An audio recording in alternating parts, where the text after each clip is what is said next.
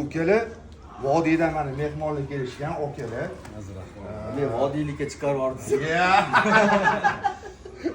Nima qilibdilar? Bittamizda yo'q, aka vodiy.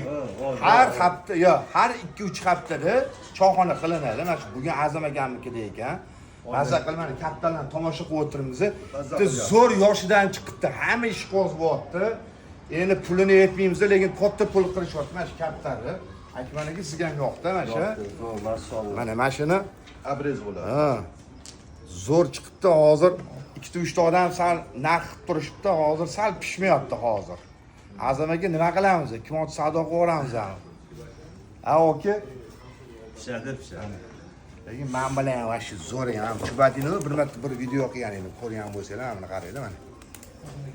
Bu o'rganib qo'yganmiz bu videolar tushishgan. Sizni yaxshi taniydi. Qo'shlarga o'xshagan-da. Lekin men menga gap bo'lishi mumkin emas mana jonivor. Bitta moda qaniydi? Ha?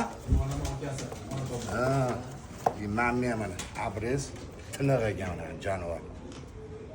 Bahodir aka, bitta ko'ring aka. Siz ham juda ko'p bo'lma shunaqalar. Lekin Bahodir akanga men qoyil qoladigan mana shunaqa duqchuybilarni-chi uchiranlar.